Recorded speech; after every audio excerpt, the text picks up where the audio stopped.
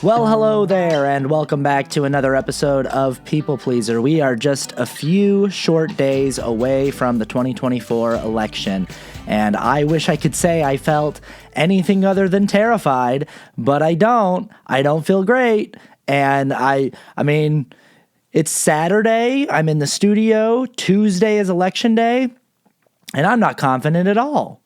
You know, I'm not confident I'm not going to have a panic attack on Tuesday. That's not fun. I'm not confident that even if the tabulation is done and in the Electoral College and in the popular vote, Harris and Walz win, I'm not confident that, I don't think at all that there's any chance that that the Trump era of American politics will end peacefully. I don't think that he'll just go, good race. Let's shake hands and, good luck to whoever runs next time. I don't think there's a chance in hell of that happening.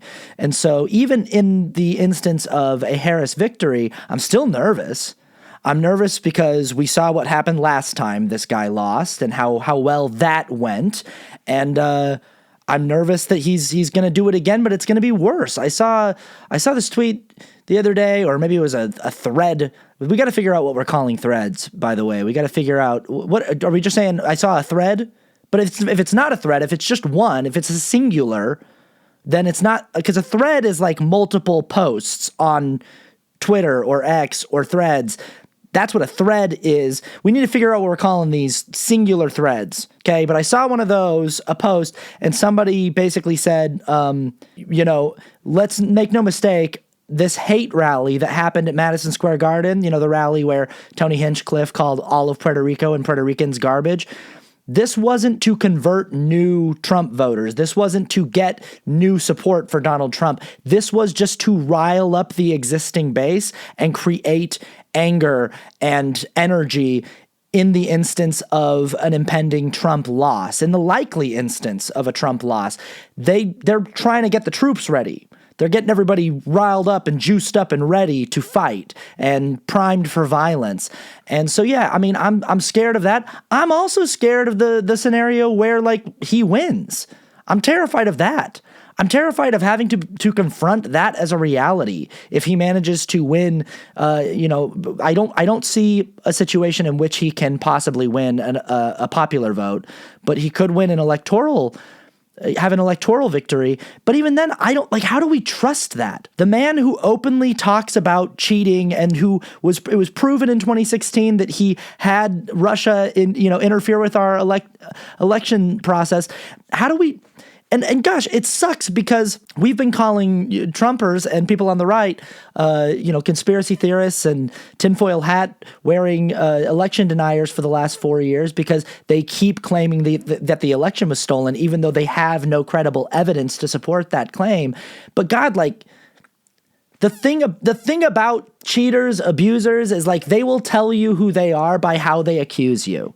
So if Donald Trump's constantly saying this other team, they're shifty, they're planning on cheating, and then we watch everything that he's doing, trying to instill people in red states who will refuse to certify any election result other than a victory for him, instill people in swing states that will refuse to certify election results that are not in favor of him. We've watched him in full view of the American public brazenly kind of going about his plan to steal the next election. And if the results come in and somehow he wins, how do we trust that? How do we trust results like that when this man has openly kind of been planning on cheating in full view of everyone? And that's scary because what do we do about that? Do we just go, if we were them, we would have a January 6th. That's what we would do if we were them, but we're not. And we got to take the high road and we just got to allow this dictator to take over the country, probably because he cheated and just allow him to do that. I don't know. And there is no scenario that does not make me nervous. There is no scenario that will allow me to breathe a sigh of relief. And I don't know. That's just my fun opening message for this episode.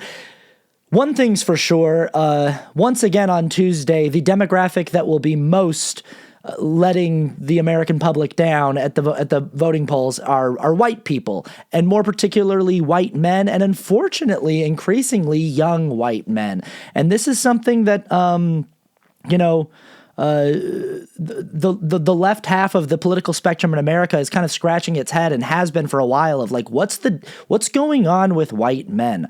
Why are white men the way that we are? Why are we doing the things that we are doing? Why do we continue to be the anchor that is dragging society backwards as society tries to push forwards and tries to reach for progress? Why are we dragging every other all these marginalized groups down? And, obviously you can boil these down to pretty simple, obvious things like white supremacy, in the way that white supremacy obviously inherently benefits white people, or at least seemingly benefits them, and that people might be subconsciously or consciously aware that they are supporting those systems that keep them atop some kind of arbitrary and artificial hierarchy in society. But I don't know. There's other things at play here that I think are also interesting to look at, like the question of how do we, what is the left side of the political spectrum doing to create an inviting environment and space for white men to feel, and I don't know, these conversations are hard to have, because it could really quickly sound like making it the job of marginalized communities or oppressed communities to like be nicer to their oppressors and to the people who are actively contributing to their marginalization in order to get those people over on their side. And really, it's like that they shouldn't have to do that. And that's not really what I'm saying. I think that people who have been marginalized by white supremacy and by whiteness and by white people, and oppressed by whiteness and white people, can frankly, regard white people and treat white people however they want. But as a white man, and as a white man on the left, and as a white man who is, trying to advocate for marginalized and oppressed communities, and use my privilege and my platform to advocate for those things, I ask these questions of myself. What am I doing to, create a conversation, a place where other white men, other people who look like me, feel comfortable questioning their long-held political stances or beliefs, and examining their ideas and their ideology, and do they feel safe being accountable to the ways that they've caused harm, and the ways that the ideologies that they've subscribed to have caused them to cause harm, the ways that the idea of their gender being that as a man you're not supposed to express, you can only express emotion in a handful of safe ways. I had my brother on here recently, and we talked about showing emotion, and about why it might be, the different reasons why it might be difficult to show emotion for men. And you need to create a space. I need to create a space.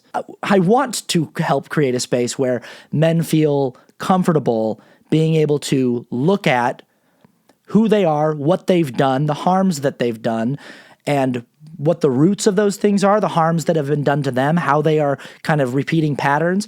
And I found my guest today kind of by random happenstance.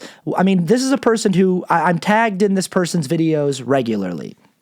People are regularly tagging me in this person's videos because we are pulling in the same direction politically, and advocating for many of the same things, but we have different tactics and different approaches. And sometimes I'll be advocating for something, and somebody will hear my guest Jack say it, and they'll go, I wish you would say it like him, and they'll tag me in his videos. And I've been watching his videos for a while, and I've always been a fan, and enjoyed his approach.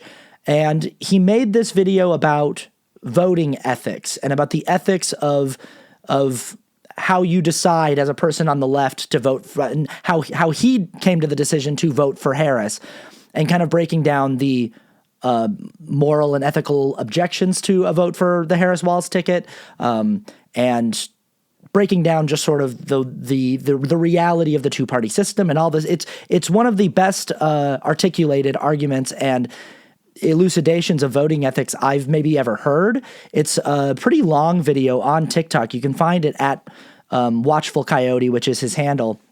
And I went there and I watched that video because somebody tagged me in it.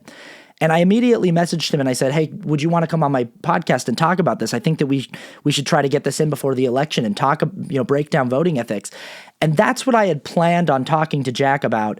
And he immediately got back to me and he said, I'd be happy to come on your podcast. I just want you to know that you could be courting some controversy. So in the intro portion of this episode, I do need to say, and I do need to issue a content advisory and a content warning for, anybody who is triggered by discussion of sexual assault, sexual violence, abuse, anything like that, drug abuse, substance use disorder, anything in that vein. My guest reached out to me and was completely transparent, immediately, completely volunteered this information, just said, hey, just so you know, my first pinned video on my profile, you'll hear a bit about my story and you'll hear about my past and my history and who I am and the harms that I've done. And I want you to be aware of that before you invite me on your podcast. I don't want to blindside you with any internet drama that you did not intend to court, And so I went and watched this video. It's a 48-minute long TikTok video of this guy explaining his history and explaining his life story. And immediately I switched from, okay, I don't want to talk about voting ethics anymore. I want to talk about this video. And I do actually think that there is quite a lot of intersectionality between why white men are voting the way that they are and why they are doing the things that they are doing at the polls, the harm that white men cause in the political landscape of America, and the harm that white men cause in society, and how we provide a space for white men to be accountable and to grow and to evolve and to find safety in accountability, not just punishment in accountability. And so my guest is a person who, in his work online, openly identifies as a person who has done harm to people in the past, who has harmed women, who has engaged in acts that are tantamount to sexual assault and sexual violence. And I just want to let the audience know this up front, that he made this aware to me before I had him on. I was fully aware of this. And the idea kind of that is at play here that I want you to keep in mind if you are going to watch this conversation is if there's a part of you that feels like I should be punished or canceled or, criticized or rebuked for platforming this person, for having him on my show, for having this conversation, knowing what I know about him, there's a really interesting question at the core of all this, which is, what message is that sending to men? To the white men who are Trump voters, to the white men who we are trying to figure out, why can we not get these people to vote common sense? Why do they keep upholding these harmful systems? What message are we sending to hurt young men, wounded young men who are capable of causing great harm in the world when we say, if you are open and accountable and transparent about your transgressions and about the ways that you've caused harm, the only thing awaiting you is punishment. The only thing awaiting you is, a lack of safety and a lack of community. If the only possible result of my guest today being as transparent as he is about his past, if the end game is just because you're being honest about it doesn't mean, you deserve safety or community or acceptance or for anyone to listen to you. And I think my guest, if you asked him, he would say, yeah, nobody needs to offer me community or safety or a listening ear. Nobody owes me anything, least of all anyone who feels victimized by me. He'd be the first to say that. He would be the first to own that. My question, though, in this episode is, if all you can see is the label, is the scarlet letter that he openly and voluntarily wears, and if that's the only thing that you can see with that person, and then you project that onto me saying, well, you're just as bad for platforming him, what message are we sending about the merit of accountability? How are we encouraging men who are actively doing harm and men who are actively not addressing their wounds, particularly white men and young white men? How are we encouraging them to be accountable and to stand in the reality of the harm that they've caused, to face it, to own it, to to own it so that they can see it, so that other people can see it, so that they can move through it, so that they can grow from it, so that they can heal, so that they can become better. How are we creating a safe environment for them to do that, a welcoming environment for them to do that, a loving environment, a community where they can do that, if the only thing on offer is punishment, if it's just unending punishment for the rest of your life and that's all you deserve? And that's the question I would like to pose with this conversation. That's what I wanted to talk about. I don't know that my guest and I get to the bottom of it or sort it all out, but I do think that this conversation is important. You might be watching this after the election has already been decided. You might be watching or listening to this on election day or right before.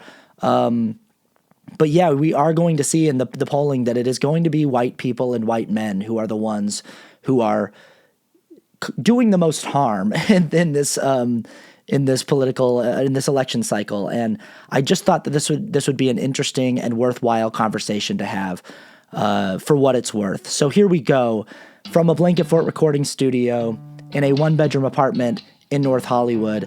This is People Pleaser. I'm Austin Archer, and today I'm talking with my new friend Jack, aka Watchful Coyote, about accountability.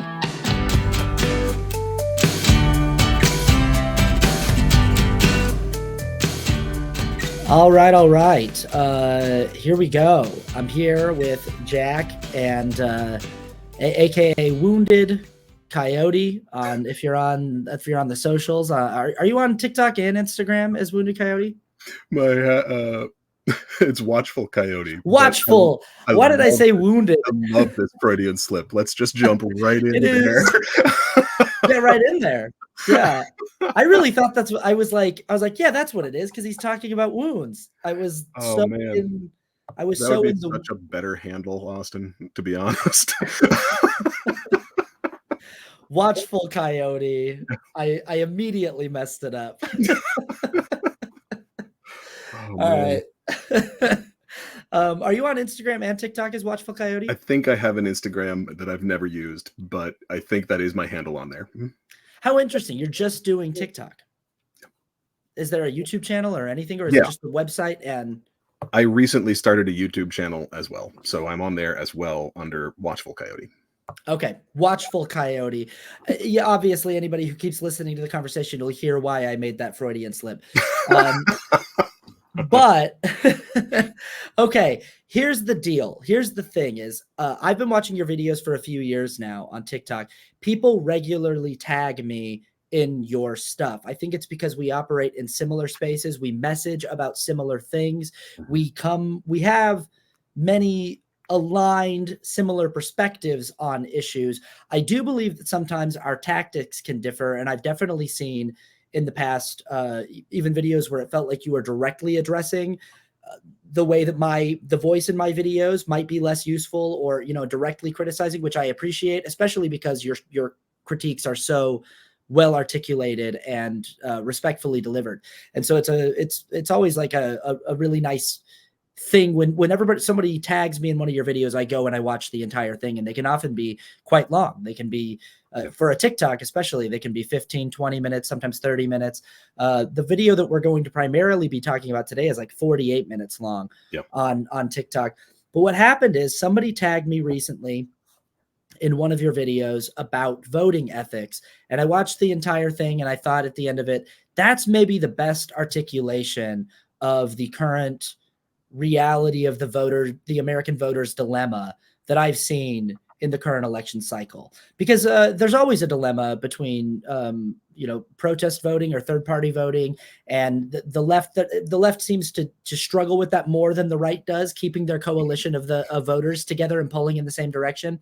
And there's always usually some moral hardline issue that feels really, and usually it's just that they find the nature of the two-party system to be inherently corrupt and inherently insufficient and inadequate, and they want to just challenge that. But this election in particular seems to be particularly charged that way for obvious reasons, because of the genocide in Gaza, and it creates a very, very strong moral and ethical case for holding that that line, you did a really, really interesting breakdown of the different ethical, logical chains that extend out from that dilemma, and how you're parsing out and justifying or characterizing your vote for Harris. And initially I reached out and said, we got to talk about this video. It's so good. And you, because it's part of what you do, you said, I'd love to join you on your podcast. I just need you to be aware that if you have me on your podcast, you could be courting some controversy and some drama. My first pinned video on my profile, I encourage you to go look at that. It gives you all the history of who I am and my story, and internet controversies that I've been involved in, and controversies I've been involved in with real life people, and the harm that I've caused.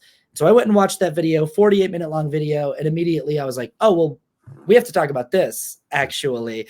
And I wanted to talk about that even more. And I think that the two can overlap. I think that you said before we started recording, there is some intersectionality there.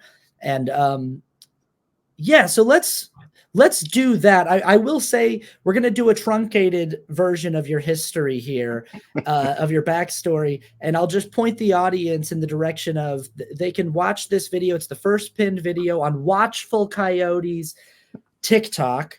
And also, I believe that they can find more details of your story on your website, correct? Correct. And there's a link to the YouTube video of the same video on my website in my bio. Great. So maybe an abbreviated version of who you are, a little bit of your history. You've lived quite a robust and full life. From that video, I was like, my God, this guy's had a lot of lives in a lot of different places, and a lot of jobs, and a lot of different, Yeah.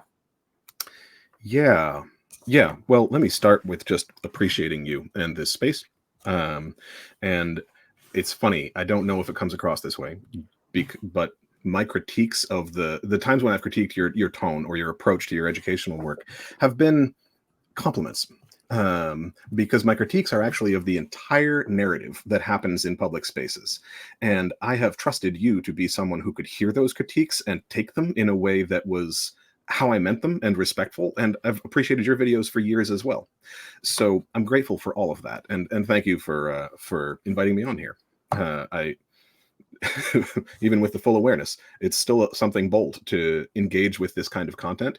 And that is one of the things that I've appreciated most about how you use your channel, is that you don't shy away from engaging with challenging content. And that is such necessary work. So thank you.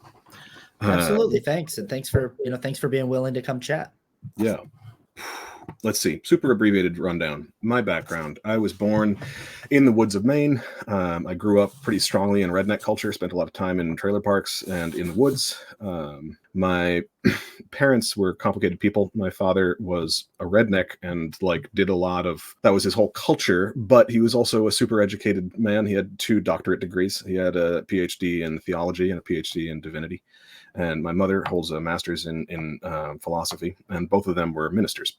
And so I grew up in this bizarre combination of being dirt poor rednecks in the woods, but also needing to hold this very professional persona in public spaces. And I have four older sisters.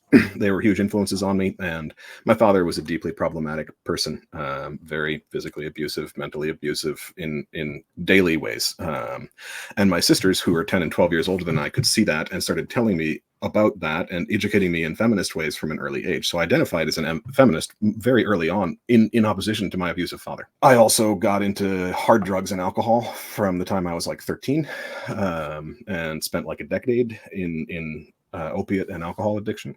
And during that time, did all sorts of different things. I got really into wilderness skills, and then attended college for education to try and share a different approach to engaging with the world and learning. And in college, it was brought to my attention by people calling me out, friends of mine, men, being like, you have a wake, you're impacting people you're dating, you're causing harm in your community. And that was how I became aware of the fact that how I was engaging with women, despite the fact that I held a feminist identity and a lot of feminist rhetoric, was causing harm. And that was super painful to reconcile that with my identity in those ways, and led to me being involved in men's groups from my early 20s. And in those men's groups, we practiced facing the ways in which we have caused harm, working on understanding what accountability means and how to engage in accountability in healthy ways. And I made a lot of mistakes and caused a lot of harm in those efforts to take responsibility, and also learned a lot. And for 5 or 6 years, I practiced telling every new partner of mine about my past and disclosing my patterns and asking for their support in engaging with them in healthy and mutually respectful ways. I lived in the Southwest for a long time doing support work for Indigenous people. That was really intense. Drove me to get closer to more Indigenous folks when I moved back to Maine and engage more with ceremony, and that had a huge impact. I started a school. I ran a school for many years, an outdoor school, which was a democratic school where the students hire and fire the staff and determine their own courses of study. It's an attempt to liberate educational models. And then a number of things intersected. My father passing away led me to go spend 6 months with him as he passed, and my sister. And at the same time, some of my history from at that point, a decade prior, came up in very public and painful ways. And this was right when the Me Too movement was starting, and that had a lot of traction, and those things in conjunction led to the closure of that school, which was painful. That was a challenging time. I then got much more involved in recovery work. I'd been sober. I got sober in the Southwest, so I'd been sober for years at that point, but I got more involved in the recovery community here, ran a series of recovery houses, helping men, spent a lot of time in the prison systems. And then that all shut down when COVID hit. And that's when I transitioned to doing more work online, which is challenging for me. And somewhere around that period of time when my school was closing, a lot of my past was really public in these ways. That was really painful for a lot of people. At that point, I had intentionally identified publicly as a rapist for some time because of my past. And at that point in time, several women in the community, mostly women of color, started pulling me aside and telling me that I was appropriating that word, and asked me to stop identifying that way, which was also really challenging. I had held that identity and worked really hard to figure out how to navigate that with integrity, and being told that I should stop was in some ways destabilizing. It felt like they were like giving you a pass or something, and you didn't want the pass. Is that what you felt, or? That's part of it. That's a large part of it. It felt like my first instinct was like, oh, this is an out from accountability, and and we'll get more into punishment later on. But there was very much a part of me that believed that I should wear that scarlet letter. I kind of wish I hadn't said that, because it invokes a lineage and connotation that's inappropriate in this context. But I'll leave it there for transparency, because I felt like I should call that on myself, is my point. I felt like I should brand myself that way. And right. You wanted to use the strongest possible language to make it sure it didn't sound like you were trying to get out of anything or conceal the severity of the harm that you had caused. And so you're using it's a badge in a way. And taking that away was destabilizing, both because I felt like it was giving me an out away from accountability, and also because I had built my sense of who I was around that. And so I had worked very hard to reckon with that as an identity. And then having that taken away was like, oh, and I think a part of me was afraid that the more judgmental aspects of myself would creep back in, that instinct to punish that we'll get into more, because I was doing community accountability work, helping to call out other men in my community before I was made aware that I was causing harm. Right. And at that point in time, it was like a bunch of guys doing real feet to the fire accountability work, being like, you need to take accountability, blah, blah, just 100% punitive oriented. And it had the effect of driving those men away from those communities and towards communities where people didn't know their patterns, and they're more likely to be able to victimize more people. So it was incredibly counterproductive. But when I was being invited to stop identifying that way, I felt like some trickles of that layer of judgment, be like, oh, well, if I'm not that, then maybe I can judge other people for it again, in a way. Does that make sense? No, absolutely. I mean, that's a really interesting thing, because I think that happens a lot. There are communities of people who are engaged in calling out. It's like, it's kind of their main thing, is like calling out other people, call out, culture, but they themselves still have a lot to account for, or are still actively doing harm while they're doing that. Because especially if the call out culture that they're actively taking part in is mostly punitive based, if it's mostly just punishment based, if it's about making sure we find the bad people and make them feel bad and make their lives worse, so as some sort of retributive justice model. And in doing it makes me think of, like, this is a really corny example, but like Matt Reeves' Batman movie that came out recently, where he tried to do something with the Batman character who has to realize by the end of the movie that me just going around town beating people up and just punching people isn't actually doing the thing that I thought it was doing. It's just creating more mayhem and chaos. And that's sort of the realization that he has at the end of the film when he realizes that he inspired the Riddler and all of it. He's like, oh, I did have an effect, but not the one I wanted to. I just sowed more pain into the city and more, not that I think that he's going to stop beating people up in the sequel. I think he's going to keep beating people up, but yeah. That's the most interested I've been in that film since I heard of it. So that's cool. Yeah. Is that, do you think I'm close there? I mean, yeah.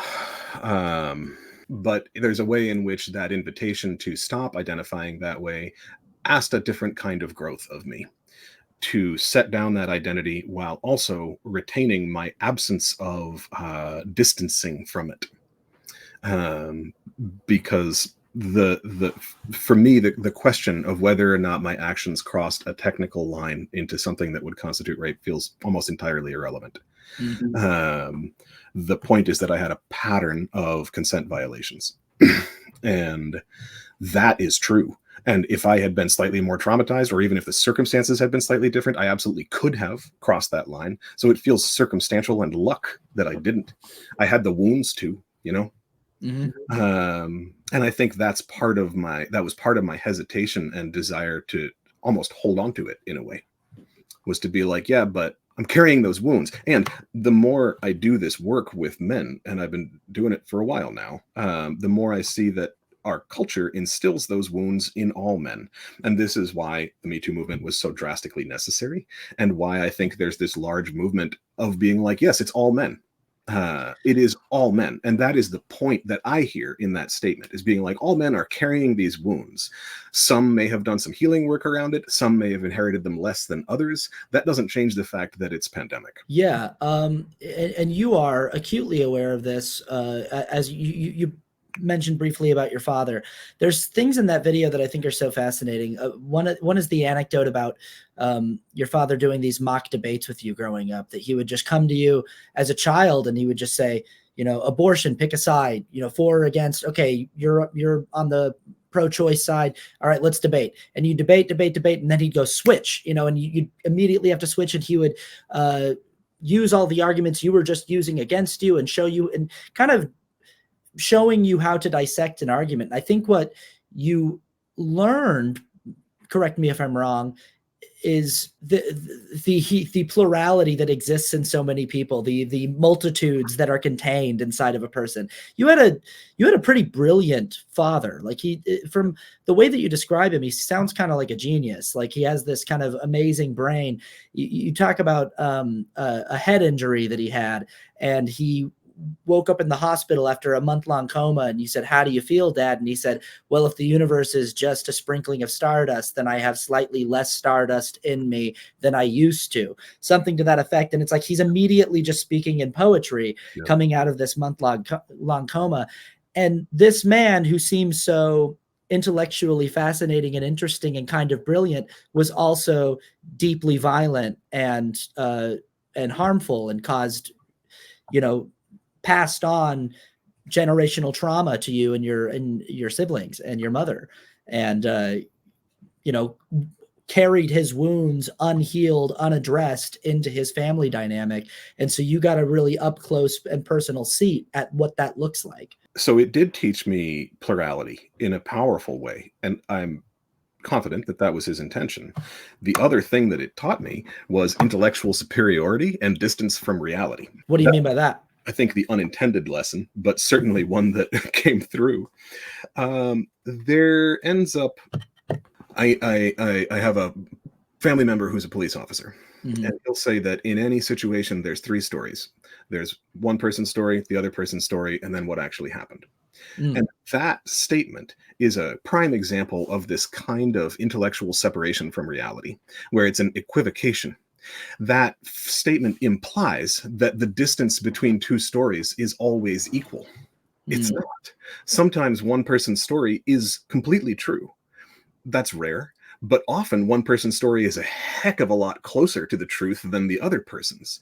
And this idea of that switching that my father had me do, which was powerful and incredible training, but he didn't have the ability to also pass on an awareness that reality matters, impacts matter, and that was the piece that he didn't fully understand. Yeah, that is really interesting. That everything for him was about passing on some sort of intellectualized, philosophical version of what is true and what is real about the world. But the way the impact of his actions and his actual physical behavior or emotional behavior affected other people, it's like, well, that doesn't matter. It's almost like, who cares about that?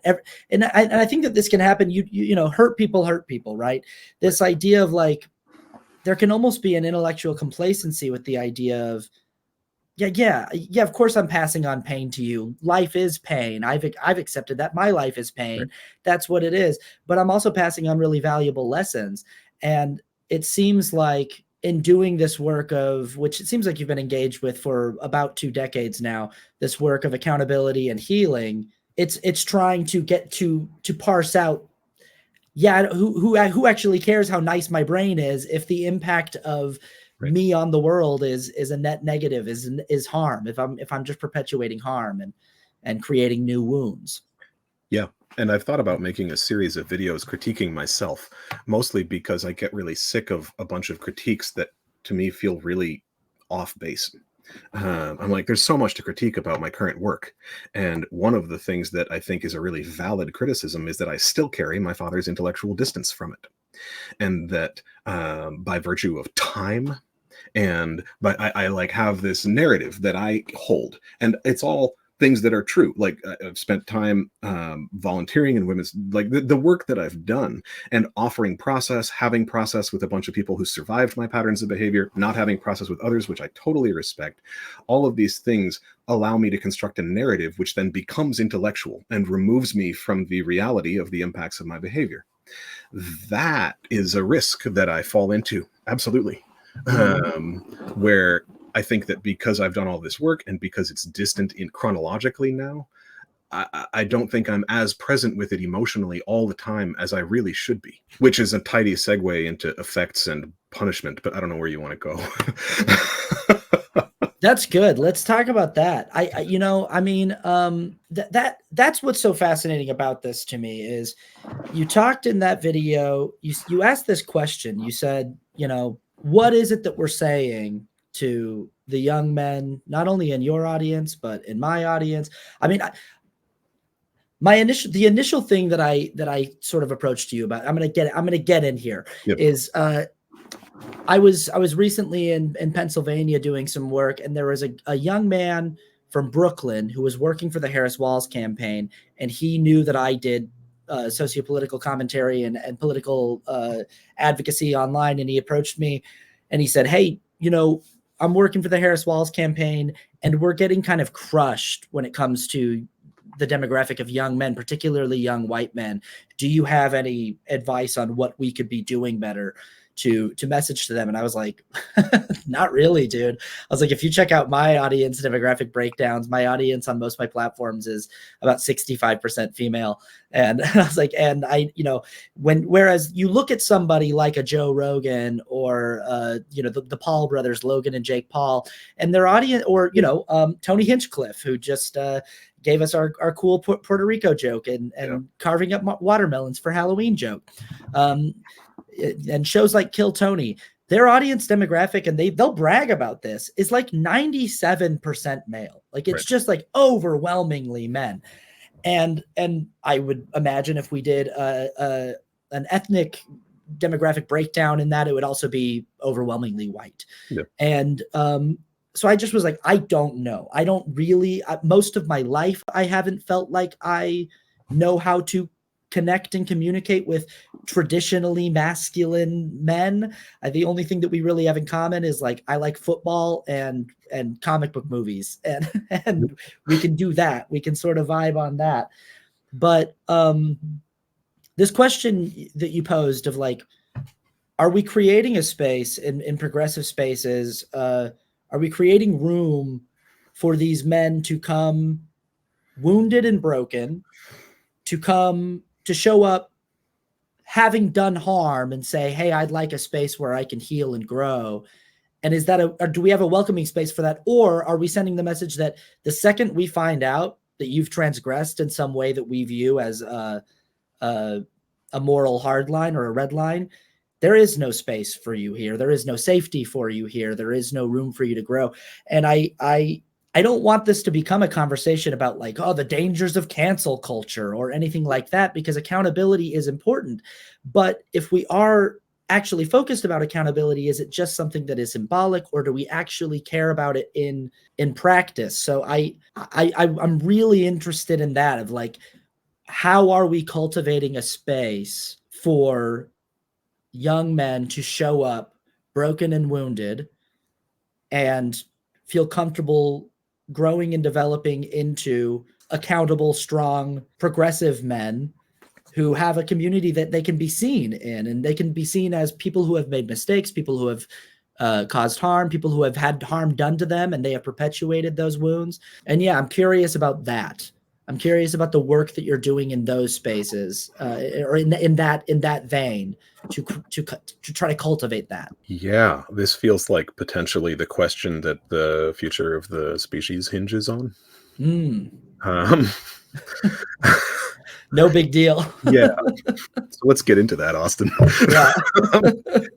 I think I find a lot of value in defining our vocab.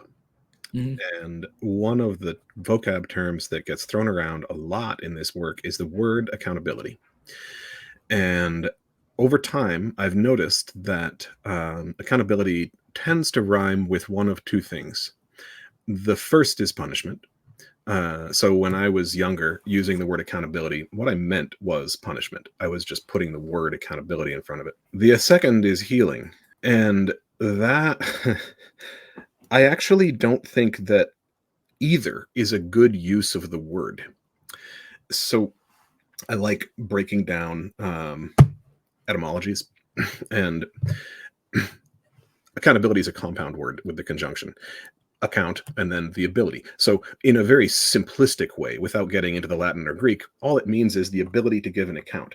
And what I find useful about this is that it helps us see that accountability is entirely subjective to the listener. So let's say you have done something and I am aware of the impacts of your action.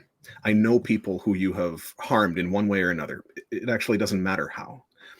And you come to me and you describe the circumstances and the story. You tell me what happened in your own terms, including what you've done post then, what you've done to follow up, to try and make amends, to try and apologize, to invite process, whatever other pieces are relevant.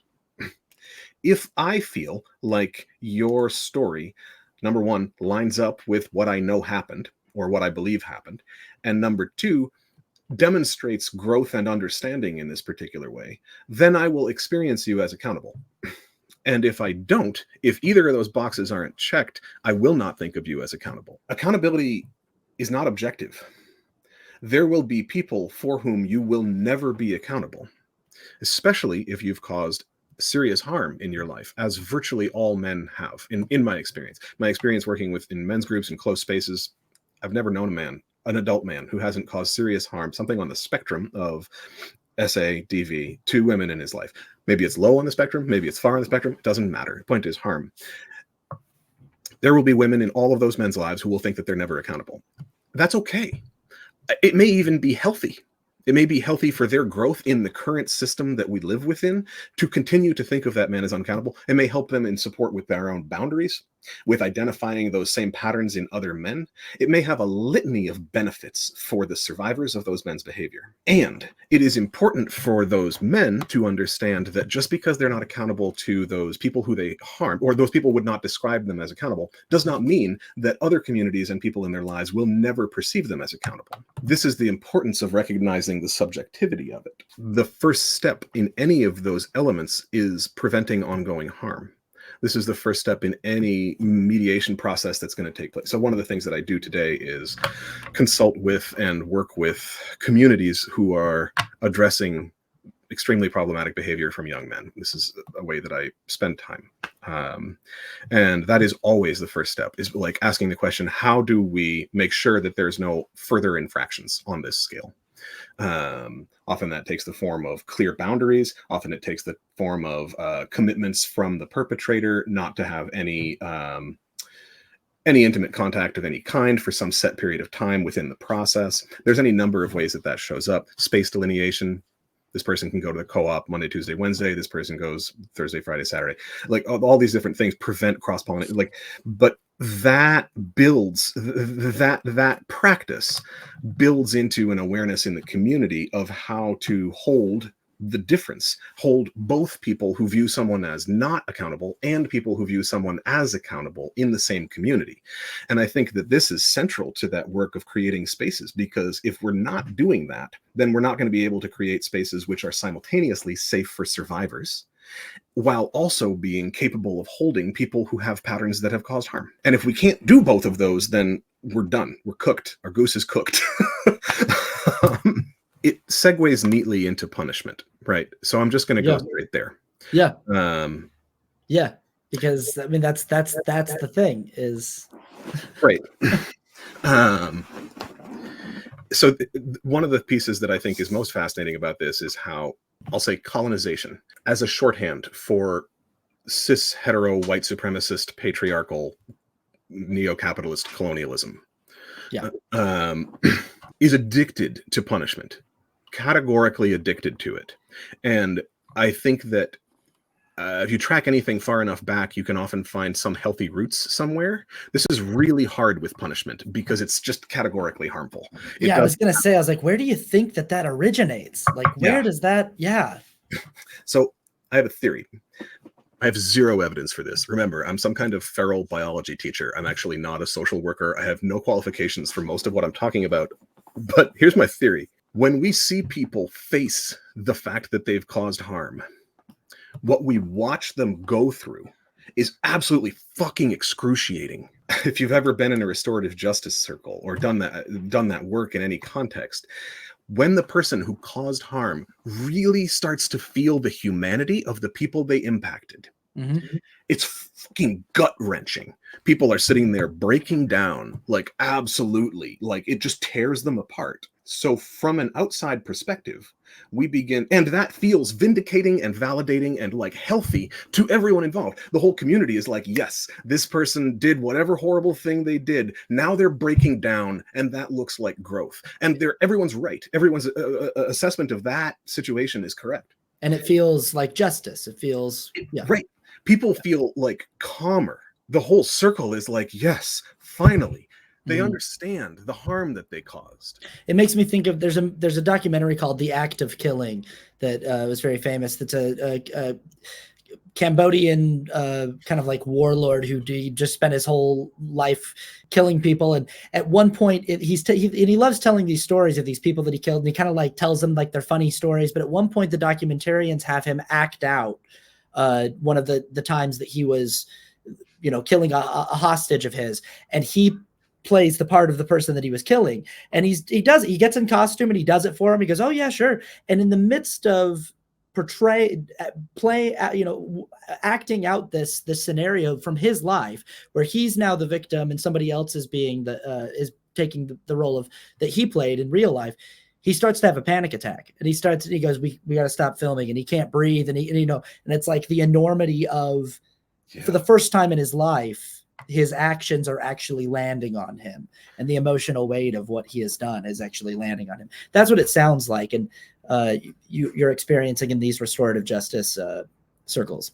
Or even just one-on-one, even if you're just in a place where you're able to help somebody see that.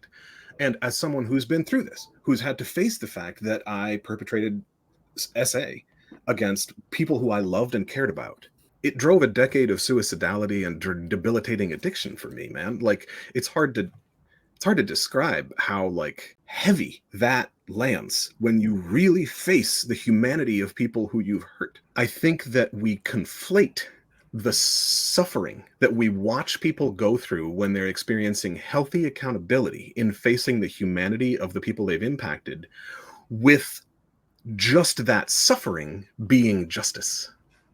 So we conflate, and then we just skip straight to the punishment part. We're like, well, we know that in this other situation, in this healthier iteration, when we saw this person going through this horrible, painful thing, that was justice and everyone felt more relieved. So all we need to do is inflict that level of suffering on this person, and then justice will have been served.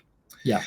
The irony here is that I think it is the exact same colonial conflation of outcome with process. We want to skip the entire process that people who perpetrate sexual violence are often engaging in, because people who perpetrate sexual violence often think that the intimacy is what will build a sense of connection or worthiness or love for them, and they are skipping the entire process that of which intimacy is the outcome. So it's the same conflation on both sides in this trippy way to me. That's really, really interesting. Just skipping right to the outcome that you want, the outcome of doing the work of true accountability, or you know, truly trying to grow from Right. a place of having hurt someone and being, you know, perpetuating a wound cycle. The outcome is that once you can feel the totality of what you've actually done, that it will be there will be some pain and some discomfort with that. Perhaps extreme, excruciating pain.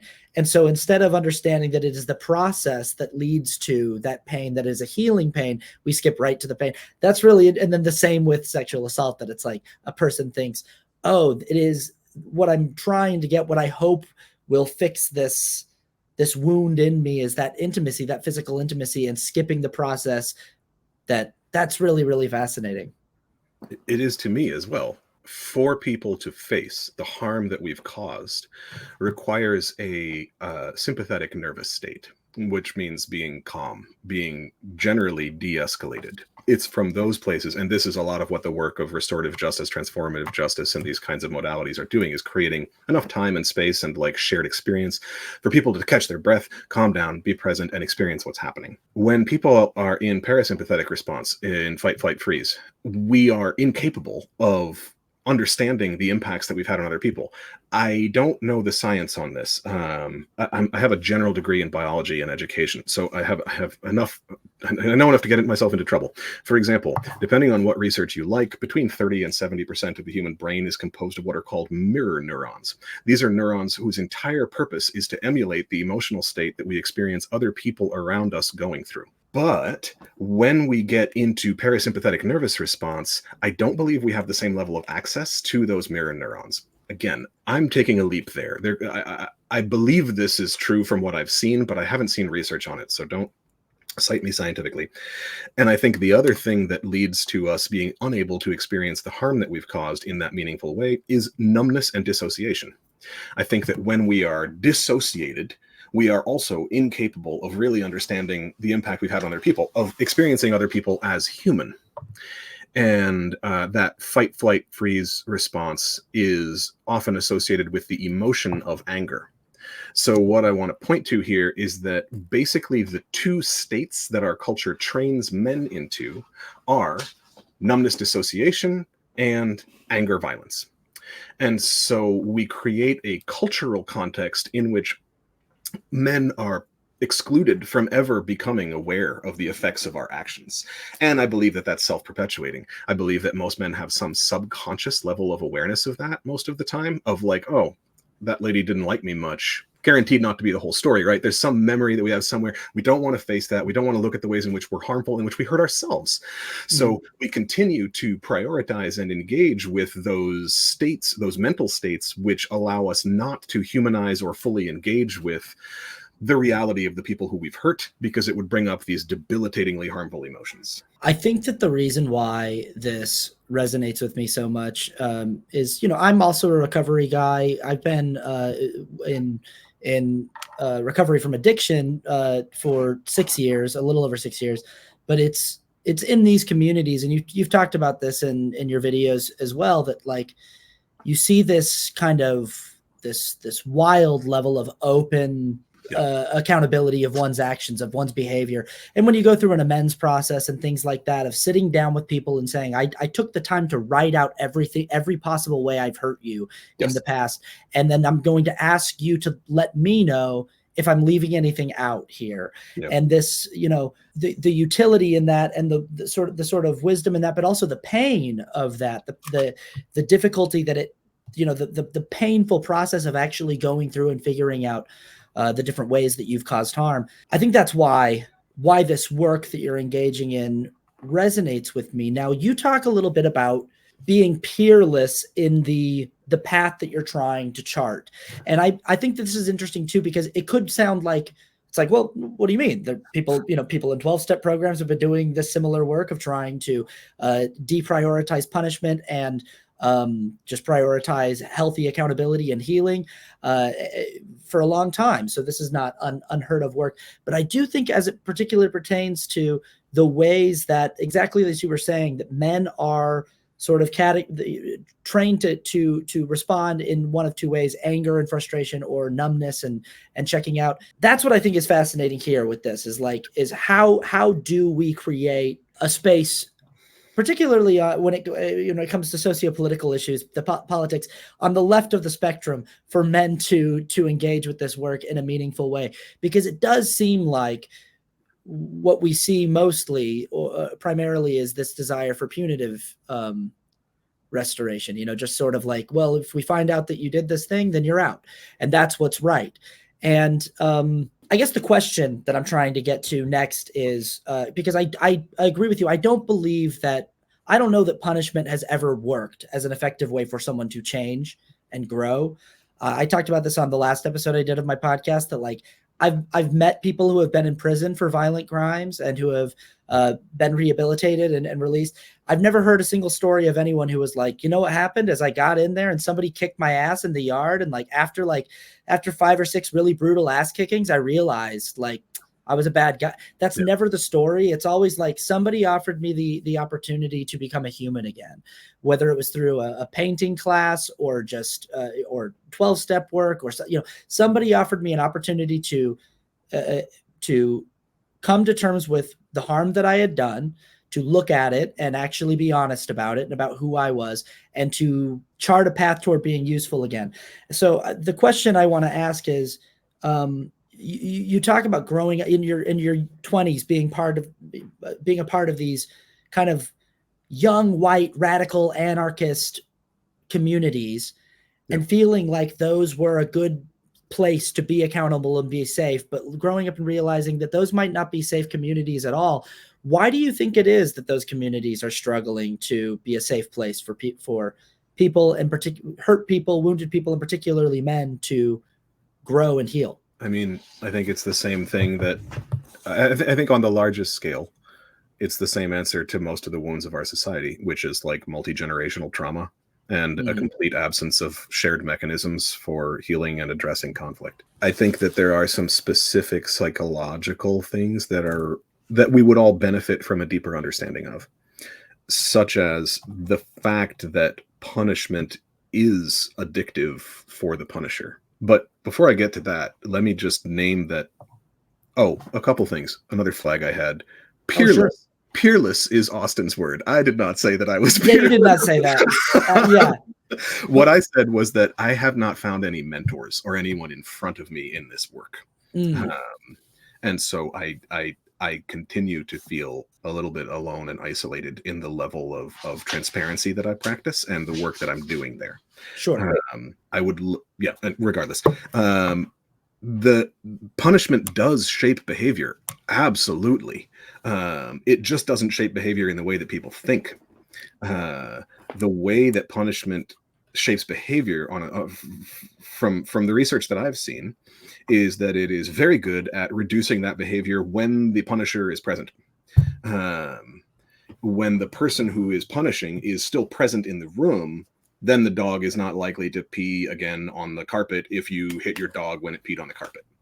The problem is that it has almost no resilience outside of the presence of the punisher. If the active threat is removed, then the behavior is very likely to return, as compared with, say, negative punishment or positive reinforcement, which are far more effective aspects of behaviorism and training modalities, especially for dogs and humans. The other effect that it has, by far the largest effect that punishment has, is it completely destroys any semblance of trust in the relationship. As soon as there is punishment in a relationship, there is a hierarchy. And there's often a competition for hierarchy if two people are engaging in mutual punishment. Mhm. And that degrades the potential for trust or any sense of allyship. All of a sudden, the relationship becomes competitive, defensive, and completely trustless. From that point, then we can start to understand why punishment is addictive. Um, Punishment often, it feels like a hard choice. So people often feel like they're doing something that they're being made to do or don't want to do. They have to do this. Oh, we just have to do this. The classic father, this hurts me more than it hurts you mentality, right? But even in more progressive and leftist spaces, there is often still that sense of like, oh, now we have to do the work of community by making this person's life miserable and ostracizing them in this way without any clear pathway of healing, without any mechanisms or approach, without any degree of awareness that what they're doing is not having the intended effect. So those points about how punishment shapes behavior only in the presence of the punisher become really relevant when we recognize the pattern of driving particularly abusive and harmful men away from communities where their patterns are known. Because it carries a man being called out and punished exclusively by a community for problematic behavior absolutely increases the likelihood of that behavior coming up again, just not in that community. It's a not in my backyard approach to addressing violence. It's interesting because I was just home in Salt Lake City where I'm from, and I ran into an old friend that I grew up that I lived in like anarchist radical spaces with when I was in my early 20s. Yep. And hadn't seen this man in over a decade. And what I knew had happened, and what he knew I knew had happened, is that he had been kind of annexed from the community and the friend group that we were a part of because he had publicly caused harm, pretty serious harm to a woman in the community, and had been witnessed doing it. It was like a instance of domestic violence, but out in public, and had been witnessed, and for a lot of us, it felt like, yeah, that's a clear-cut case that we need to cut this person out, and everyone needs to not be friends with him anymore. And I noticed he walked into this bar that I was in, and I saw him see me, and I saw him immediately turn away and like kind of like walk it, and like, oh no.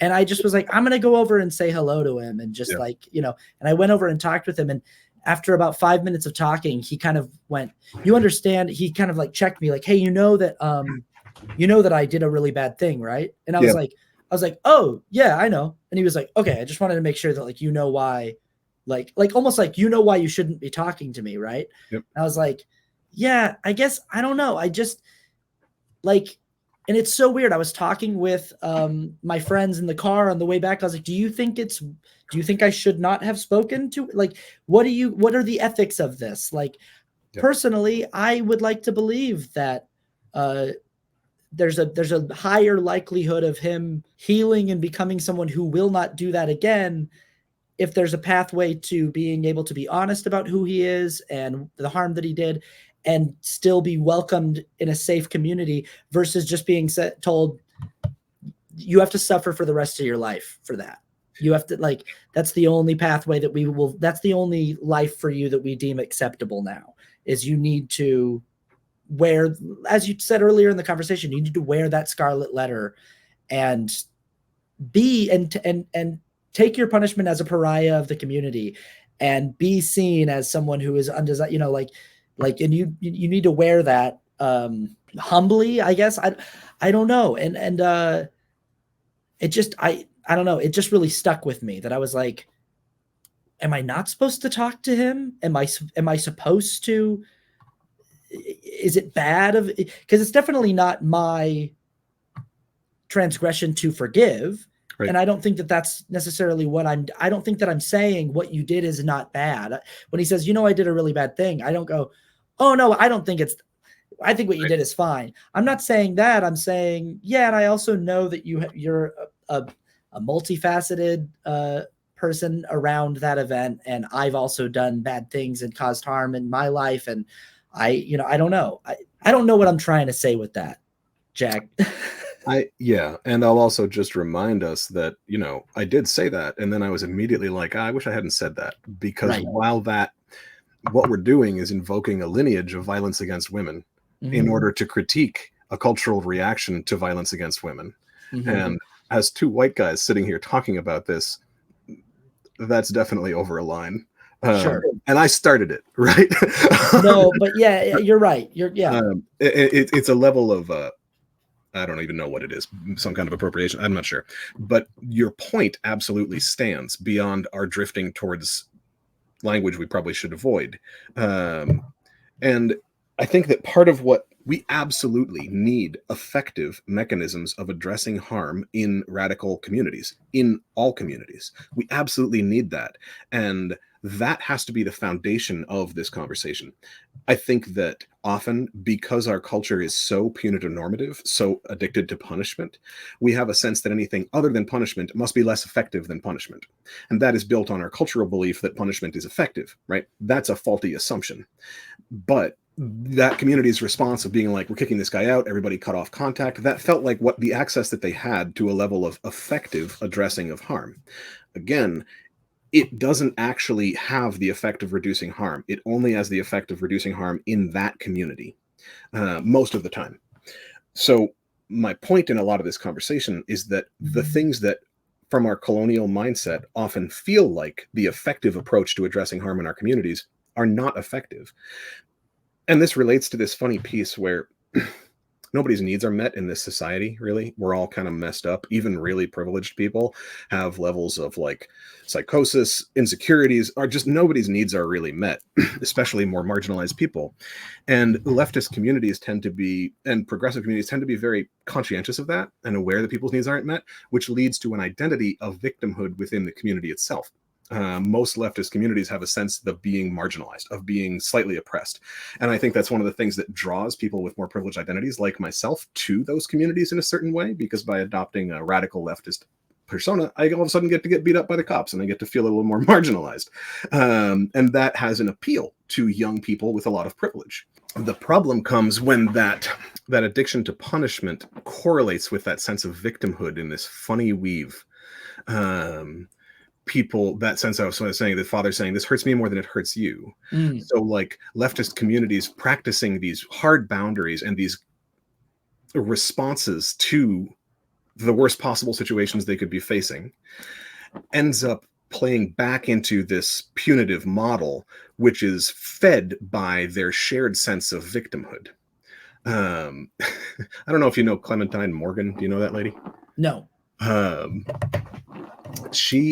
She's interesting. I have a feeling that I'd like get along with Clementine and like enjoy talking with her.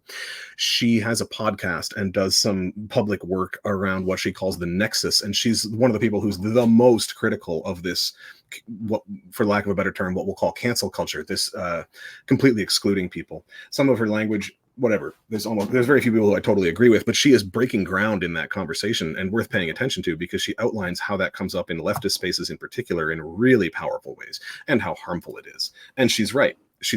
Even though I don't agree with every minutia of what she says, she's opening the conversation up and she's right. Talking about these sort of, I think this is really fascinating. This idea of like, that's a really fascinating concept. This idea of like young, white, disaffected people finding community in leftist spaces because it allows them a layer of marginality that they can go, ooh, now I can sort of co-identify with people who experience marginalization just by virtue of the color of their skin or, by virtue of their gender. But if I can latch onto that by just being a part of this community that goes to marches and stuff and gets in fights with the cops, then I can also feel oppressed, and I can sort of hide from the harms that that the privileges of my identity allow me to cause. I think that's really, really fascinating. Do you think, along with that and this addiction to punishment, you hear the phrase a lot from protest voters, we're in an election cycle, I hear the word punish being used. I want to punish the Democratic Party for not listening to my protestations about the genocide in Gaza. I want to punish them for, utilizing my tax dollars in a way that I find to be morally repugnant and disgusting. Yep. I want them to feel, I want them to lose, and I want them to be punished for what they've done, you know, to say nothing of the punishment that could be wrought on all of the people you claim to care about by a Trump administration. But do you feel like that's baked into that? Do you feel like this obsession with punishment, this sort of desire to identify with marginalized marginalized communities is tied into white progressivism and protest voting? I do. I feel that punishment is close to the heart of the entire disease of colonization. I feel that this addiction to punishment has impacts and layers of effect throughout this. And I think that it's actively being appropriated by the right now. So I think that this is one of the things that's driving a lot of young white men towards the right, is that it's now a place where they get to feel victimized and punished. Both. That's a heady combination for a young kind of privileged white dude. The woke mob is now oppressing you. You're now at risk. And the sense that we can punish our politicians into better behavior is, again, it's two fallacies. The first is that it's rooted in the idea that punishment shapes behavior, which we now know that it is really bad at. And the second is, as I got into in that video about voting ethics, about win states, right? The Democrats are not actually playing to win elections. They're playing to retain their corporate funding and their relationship with the corporations, the revolving door of CEOs and top brass in the Democratic Party. All of these things are what they're playing to win for. So we don't punish the Democrats by preventing them from winning elections. We punish the Democrats by stripping their access to their corporate funders and those layers of access that they have. That is extremely difficult. You can't do that from the voting booth, which gets to the heart of this problem, which is a misguided sense of what level of agency people have at different points in time. People don't have the agency they think they do from a single choice. We do absolutely have the agency to change this entire system from the ground up. It's just not the work that is done in a voting booth. In many ways, this is one of the meaningful distinctions between what people might refer to as a liberal and what people might refer to as a leftist. One way to think of that might be that liberals still believe that they can solve the problems that we're facing on a ballot. Leftists don't believe that anymore. I don't mean to get too far into distinctions there, but I think all of those things combine to that sense of like, yeah, we just need to punish the Democrats and prevent them from winning, being a very alluring mindset for a lot of people. Oh, geez. I mean, we're sitting here. It's at the time that we're recording this, by the time this video goes up, it'll be different. But at the time we're recording this, it's 6 days away. And I'm just kind of going like, I kind of believe that the chips are just that it's probably already whatever's going to happen is already going to happen. It's sort of the chips are going to fall where they may on Tuesday. But I want to talk a little bit about the potential collateral damage that comes from, we've talked a little bit about this. The right is cultivating a space for young men to feel not only victimized but punished, but it's also cultivating a space where they can, it's one of the only welcoming spaces where they can be a person who is wounded and causes harm and can be welcomed, where you can be a person who maybe has been, canceled from a certain community, kicked out of a community, and you can go and find community and friendship and acceptance in right-wing spaces and increasingly extreme right-wing spaces. So I want to talk about the potential downstream collateral effects of not cultivating safety for wounded people to be seen. There's something you said in that video where you said you'll never be able to experience true love from self or others until you can be fully seen. And I think that's by, until you can fully stand in front of a mirror and truly see yourself. They talk about in recovery communities, they talk about how recovery is often very difficult for people who are constitutionally incapable of being honest with themselves. Yes. Are you capable of being honest with yourself and seeing yourself and So the same for self-love as it is with community. I cannot experience full love and acceptance and safety with my community unless I can trust them to fully see me, which means they need to be able to know all of the ways in which I've caused harm. And that is, I think, at the core, what at its core, what the work you're doing is. And I just want to talk about the collateral effects, the downstream effects of us not providing that safe space to be accountable or be seen or be able to, be known. Hard to overstate, right? Mm-hmm. I think that one of the primary effects is that when people believe that they can't be loved if they're seen, which is one of the lessons that punitive cultures in progressive and leftist spaces teach, it drives. It's completely the opposite, right? like that, but that's so true. I cannot be loved if I'm seen. If people know who I really am, they won't love me. I won't have safety. I won't have love. And it's actually the exact opposite. You can't have safety. You can't have love without being seen. Right. Yeah. But holy shit, is that belief hardwired into most men, especially men who are facing the fact that they've caused harm, and especially men who are facing the fact that they've caused harm and are being called out for it publicly. Again, I work with guys in this exact situation with some regularity. It's part of what I do with my life. And one of the things that I say to them is that if you engage with this work, there will absolutely be people in your future who love you holistically, including every part of your past. Nobody knows my past better than my spouse does. No one.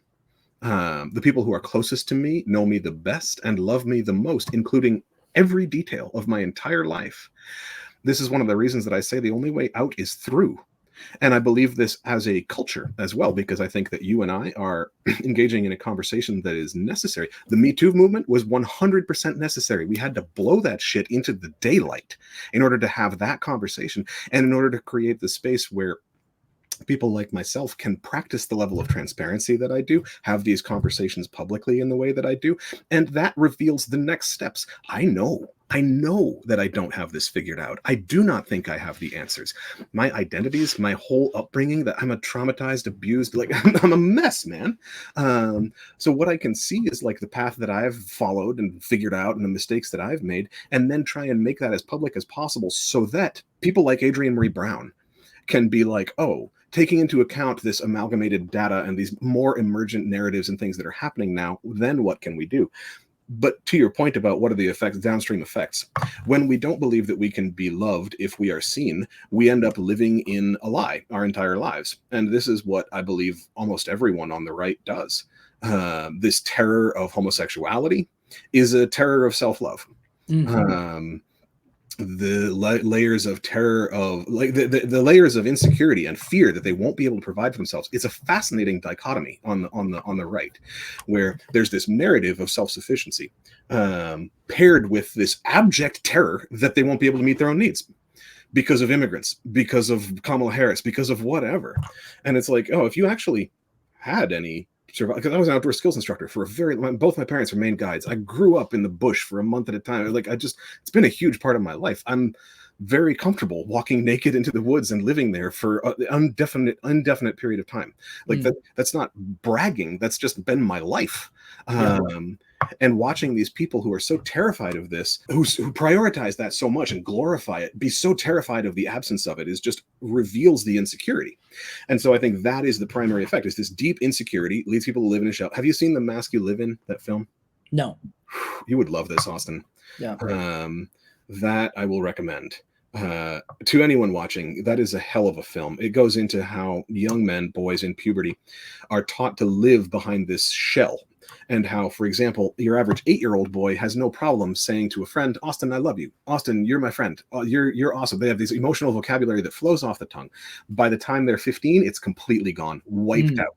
So it's not that boys never develop emotional fluency. It's that it's actively taken from us in puberty through this twisted form of male indoctrination and these like backwards, what Derek would call toxic mimics of rites of passage, of being abused in locker rooms, of being harassed for wearing earrings, of whatever the things are that drive all of that emotional fluency away. And that leads people to live in these shells, and then those shells create a self-perpetuating culture. So then you end up with cultures, what appear to be cultures of people who are all operating from an insecurity and hiding behind a shell, terrified that someone will actually see them, because they believe that if their true self is ever revealed, they'll be completely unlovable. They'll be exorcised from community. They'll never find healthy community. They'll never be loved again. They won't have any worth. Their only worth comes from the performance of their shell. And then you get a community of people who are behaving that way, and you get MAGA, and you get the progressive left. You get leftist communities. They're doing the same thing. It just brands differently. Do I think it has a harm? Absolutely, but it's not the pattern carries. It is shocking how many overlaps there are in behavioral patterns with. And I know that it's like horseshoe theory, like all this stuff, you know, but I don't know if it's horseshoe theory or whatever, but it just in my general observation of the behavioral and, you know, rhetorical argumentative tactics from far left progressives and MAGA people, there's so much similarity. There's so much projection and kind of dangerous lack of self-awareness, like a thing where you're like, oh, you're talking about something that like you are the person who is the purveyor of that. And I mean, like the fact that like somebody can say like, hey, it's your fault for not earning my vote. It's your fault. It's like, but you're part of a movement that like is so unpopular that you're less than 2% of the voting populace. And you're talking about people failing to adequately get their message across, when like whatever your message is, whatever the goal is, whatever the strategy is, if you believe that it's the correct strategy, then why aren't the people in your circles doing a better job of advocating for it so that it becomes more popular? If you're going to say that, if you're going to point at 80 million people and say, you all need to do a better job of getting me on your side, right, but you're 1 million people trying to get yours, it's like, well, how about you do a better job of convincing us to come to, you know, I don't know. There are so many, I don't want to get too deep down in the woods of that, but there's so many behavioral similarities there. I find that really fascinating. I also find this idea really fascinating. You said this in your the video I watched. You said that basically the level of transparency that you practice in your life is there as a boundary to keep other people who engage with you safe and to keep yourself safe. That if the level of transparency that you are offering, that you are freely offering, if that makes someone uncomfortable with, you know, if they don't want to be your friend after seeing that, or if they don't want to engage with you, that's not only keeping them safe, I guess, but it's keeping you safe. It means that you do not have to, you know, be re-traumatized or anything, you know. And I think that's really interesting to invert this whole idea of, it's so scary. It's such a scary proposition to be known or be seen in certain ways. But the reality is we are actually safer if we can be seen and be known openly and you know, in so many ways. And I don't know, I'm interested in that too. Yeah, the degree to which I am unsafe because people don't know my past is the degree to which my relationship is built on, if not a lie, then a concealment, which creates a false image of me. Mm-hmm. So I picture it like if there's like a cliff and I'm building a tower of an image of me off of this cliff, being like, oh, Jack is this. Oh, that's a cool effect. I didn't know I could do that. Oh, yeah. How fun. I'm building this tower of me off of this cliff. And then if somebody realizes that I have concealed parts of myself, or that they don't know large things about me, I fall a long way. And man, I have fallen enough. I've fallen enough in my life. I've been canceled. I've had my entire business like destroyed.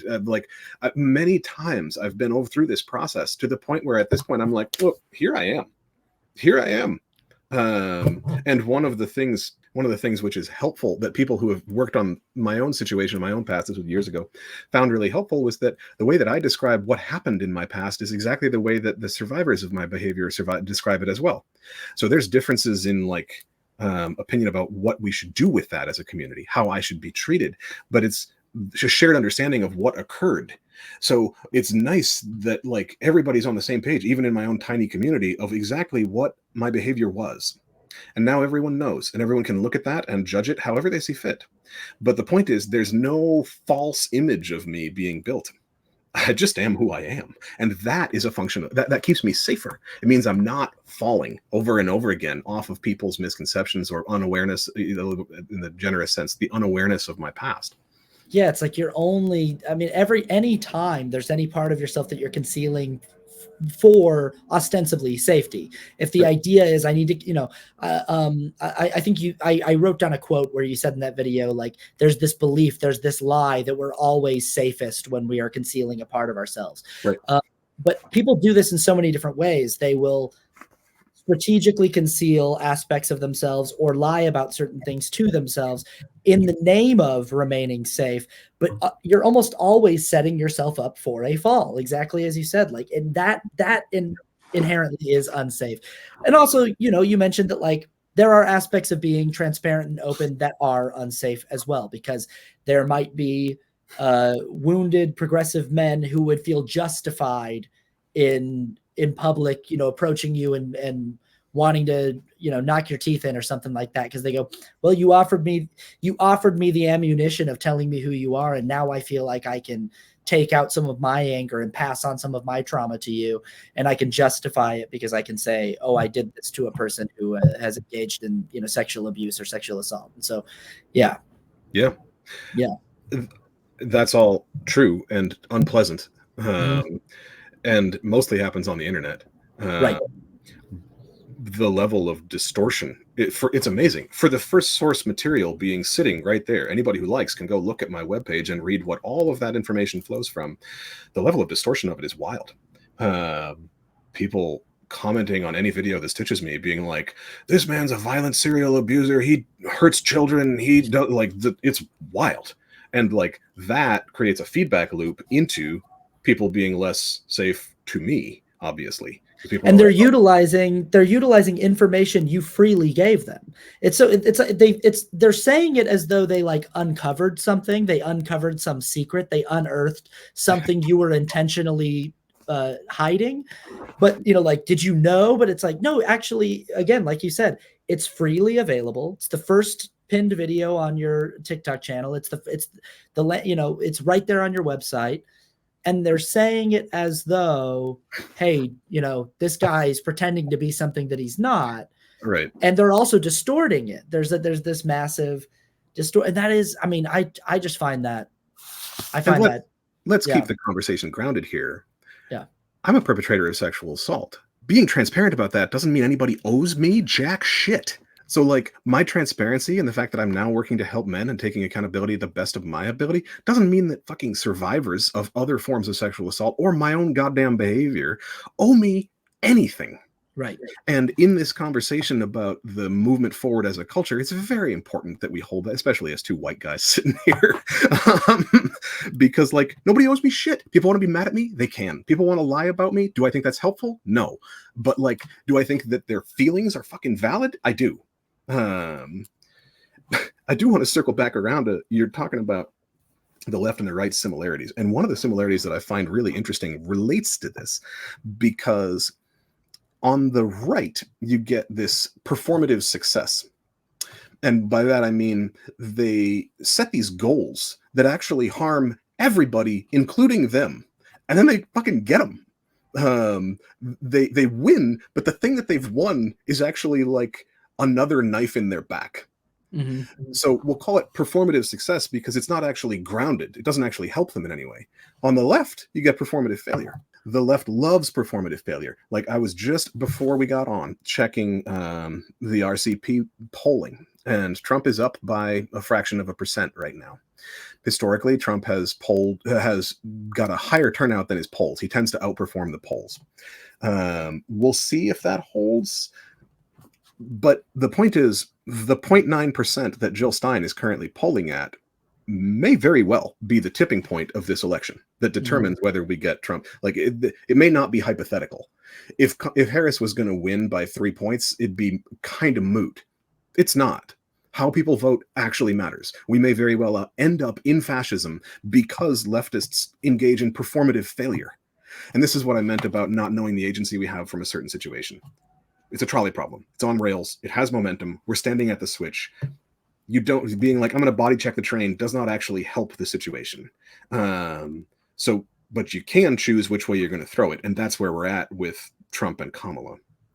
Right. I hadn't considered that, the performative success. So like some examples of that, I guess, would just be, when Republicans, stonewall a piece of legislation that they actually initially co-signed or like co-wrote, like something that they agreed was good, but they do it in the name of virtue signaling to their constituents, hey, look, we beat the libs on this. The Right. libs wanted, some kind of bipartisan piece of legislation that everyone agreed was good, but somebody steps in and at the last second and decides to whip the votes in the other direction, so that, and it looks like a success. It looks like a victory. We won. We beat our enemies, our ideological enemies, but it winds up just hurting all of their constituents and them in the long run. And it's the same thing with this performative failure of like, we will derail the efforts of progressives in politics in order to signal how dissatisfied we are with their inadequacies and their, even though it's like, it's not accomplishing anything. There's nothing proactive about it. Yeah. Both of these are built on the same terror of being seen.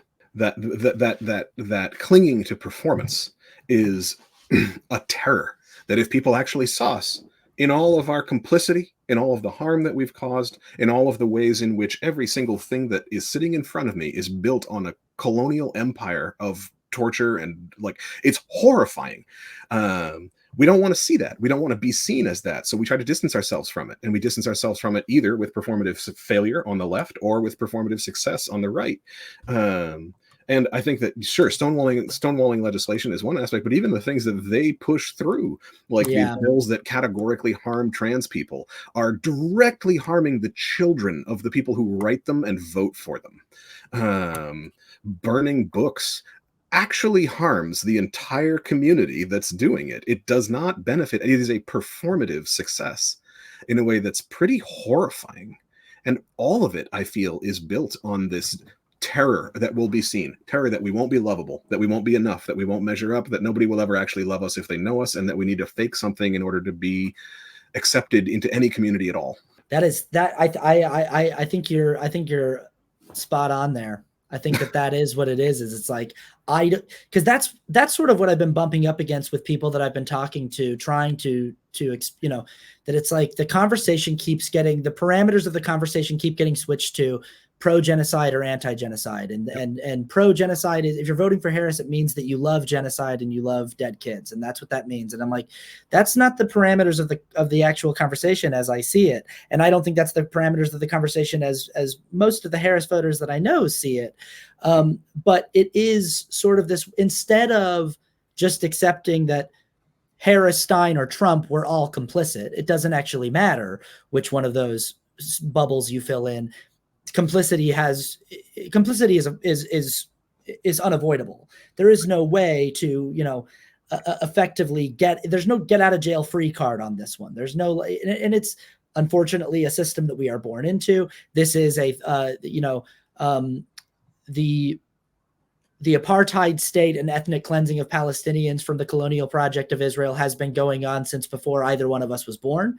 Yep. It has been going on every day of our lives. You talk to any Palestinian person who actually lives in that region, and they'll tell you that while the last year of their lives has been an absolute nightmare, every day of it, it's been terrible the whole time. It's every day, every single day that we've been participating in the American political system. This has been going on, and we have been funding it actively.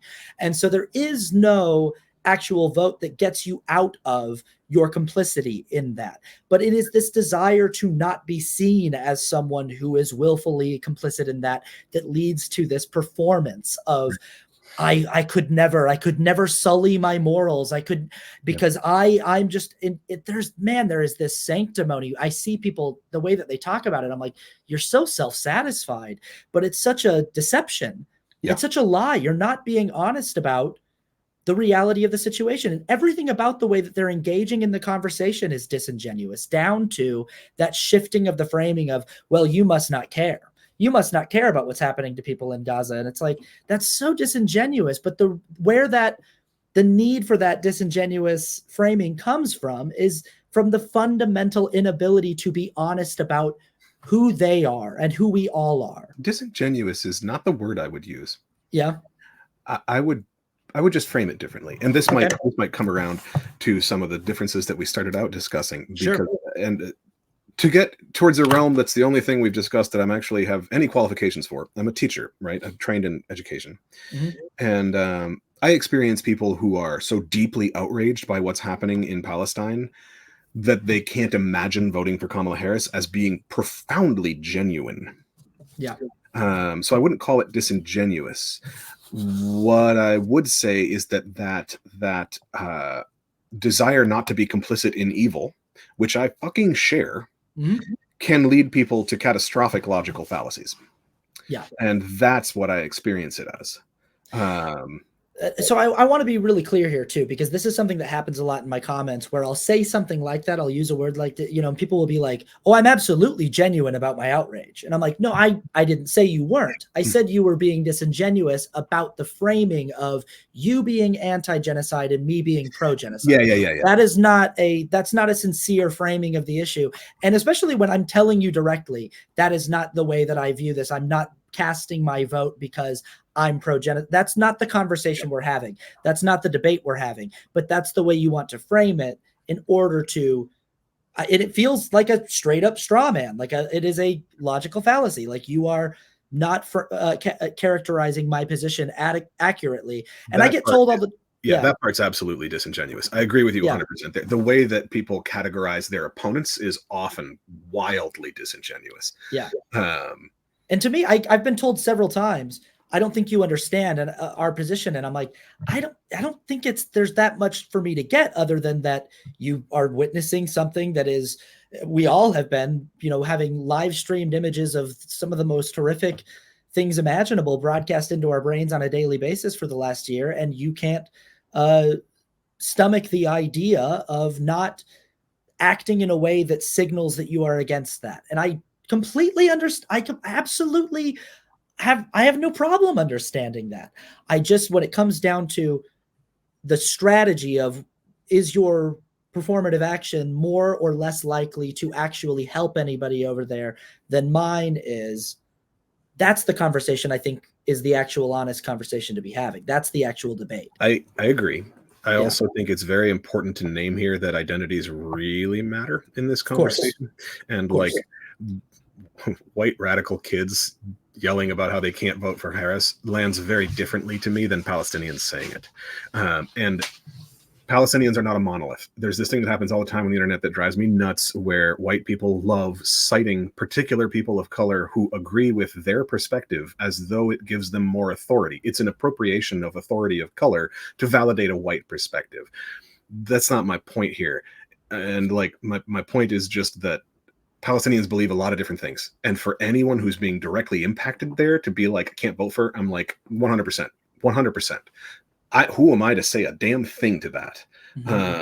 And like for the rest of the population, especially white people, especially people in the US, it does feel frustrating to have these conversations and be like, yes, because there's a way in which I feel like the people who are refusing to vote for Harris are doing the exact thing that they're accusing everyone who's voting for Harris of doing, of using a vote to excuse themselves. They're just doing it in the other direction. They're saying, well, I don't vote for her. And I think that they're just as likely to not engage in the meaningful work outside of the ballot box that is actually necessary to create systems to overgrow, to countergrow this entire colonial empire and facilitate its strategic demise in a way that gives us the possibility of a healthy world. I think that their vote for Stein makes it just as likely they're going to be like, well, I didn't vote for it, and walk away, as the people who are voting for Harris being like, well, Harris is better than Trump, so she's going to take care of it. It's a self-excusal on both sides. And it's like the thing that frustrates folks working for real change the most in the entire world. And folks who are voting third party and not voting are just as guilty of it. Excellent point. I'm glad that we got to touch on that a little bit. I do want to, as we're winding down here, I want to just circle back to this the kind of our through line topic of wounded men and their journey of of healing. Back to the question that I was asked by that, Harris Walls staffer, that young guy, like how do, and I'm not even asking this question on behalf of the Harris Walls campaign to you. That's not what I'm asking.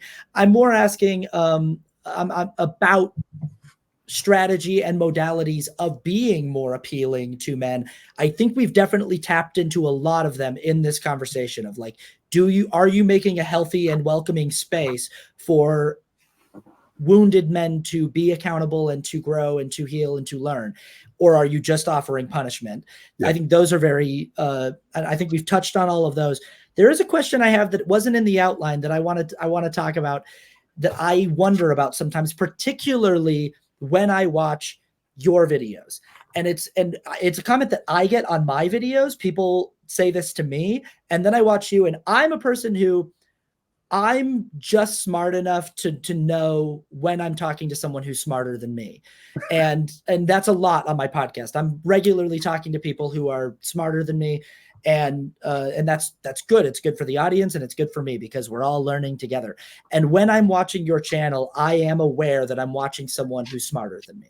And there's nothing really, there's only so much I can do about that. I continue to try to bolster my education and learn as much as I can and open myself to new perspectives. But sometimes I'm just talking to a person who just is a better writer than me, is more eloquent, is just finding ways to articulate the argument in a way that I couldn't on my best day.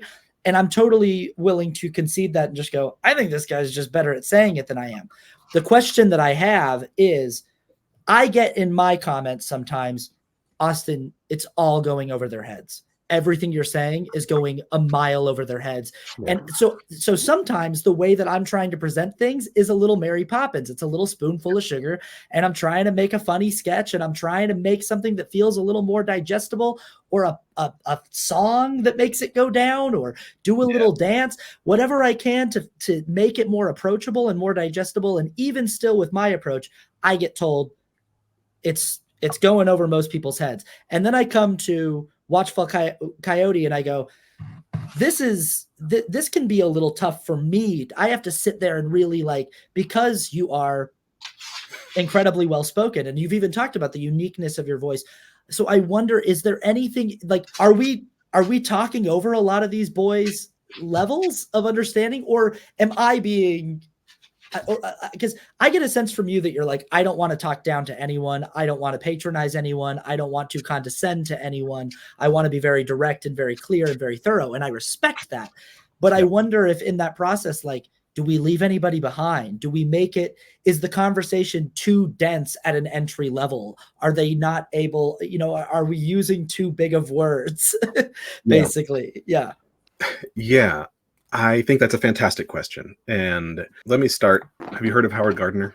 No.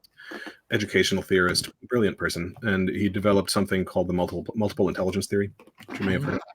And the idea is that there are different ways to be intelligent, like kinesthetic, dance, like naturalist, which is my personal favorite. And then IQ is just one of those, emotional intelligence. Most people are familiar with emotional intelligence now. That's from Howard Gardner originally. And I have a theory, pet theory of mine, zero evidence for it whatsoever, that, so how everything's always traveling at exactly the speed of light, and every mile an hour that we move faster through the physical world is subtracted from the speed of light that we're traveling through time?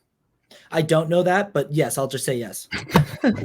I think that in exactly the same way, so that's relativity. That's like basic relativity. Yeah, sure. In exactly the same way, everybody is exactly the same level of intelligence. I think it shows up in different, I think it maps very differently.